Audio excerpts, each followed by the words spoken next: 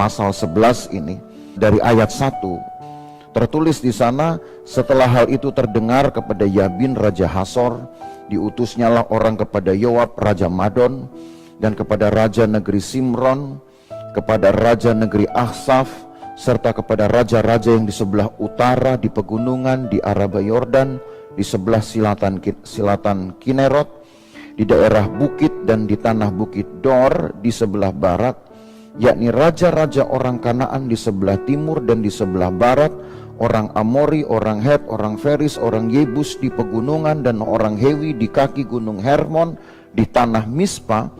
Kemudian keluarlah raja-raja ini bersama-sama semua tentaranya, amat banyak rakyat, seperti pasir di tepi laut banyaknya, beserta sangat banyak kuda dan kereta. Raja-raja ini bersekutu dan datang berkemah bersama-sama dekat mata air Merom untuk memerangi orang Israel. Ketika orang Israel di bawah kepemimpinan Yosua sudah menguasai wilayah bagian selatan, seperti yang kita bahas pada minggu yang lalu, orang-orang Israel ini sudah merebut bagian selatan. Maka orang Israel sekarang bergerak untuk menyisir wilayah-wilayah lain yang sudah dipagari oleh Tuhan akan menjadi milik mereka.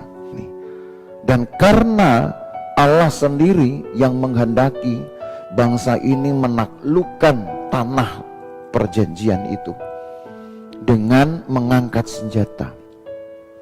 Walaupun pada akhirnya nanti di dalam kancah peperangan yang sesungguhnya bukan senjata itu yang menjadi pendukung kemenangan, tetapi Tuhan. Tetapi hal bahwa Allah menginginkan umatnya untuk bersiap, mungkin juga untuk menjaga kesehatan. Pasti saudara, orang mau perang kalau sakit nggak bisa perang, apalagi bilang perang mau kebaktian aja kalau sakit sudah susah ya. Tapi bahwa fakta Allah menginginkan satu reaksi dari umat Tuhan untuk mengangkat senjata, walaupun nanti senjata itu tidaklah menjadi satu pendukung utama sebuah kemenangan, tapi namanya keinginan Tuhan harus dipenuhi, dilakukan. Jadi kita ikut Tuhan itu nggak boleh kemudian membangun sebuah atau meminta sebuah alasan-alasan. Ikut Tuhan itu Allah yang atur jalan hidup saudara. Saudara hanya diminta untuk berkata ya dan ya. Ini jalan yang kutunjukkan. Ku jawab ya, ya. Itu aja. Walaupun di jalan itu bukan berarti saudara rasa aman loh ya. Tuhan bilang kamu harus mendaki, nanti turun lagi lembah, lalu saudara bilang oh pasti aman punya. Sama, musuh juga ada di situ. Makin panas hati kita.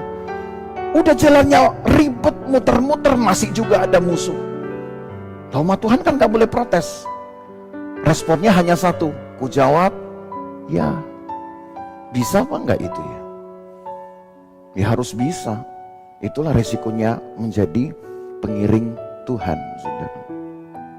Yang jelas kekuatan kita aja yang harus kita jaga, semangat kita yang kita jaga. Jalan cepat pun kalau kita nggak punya stamina, kalau kita nggak punya kekuatan, kewaspadaan, jalan pendek pun itu bisa menjadi bencana. Jadi bukan masalah rutenya sekarang, tapi siapa yang menyertai kita di dalam perjalanan itu. Percaya mau tidak mau, dalam hidup kita ini segala sesuatu yang terjadi itu atas seizin Tuhan. Kalaupun toh manusia sepertinya bisa membuat itu menjadi lama, atau kita merasa seperti kita punya hak untuk menjaga kelangsungannya, kelangsungan hidup, kelangsungan makan, kelangsungan kenikmatan, kesenangan. Kalaupun manusia, kita bisa mengklaim kita ikut juga memelihara kelangsungannya. Itu pun karena Tuhan menghendaki.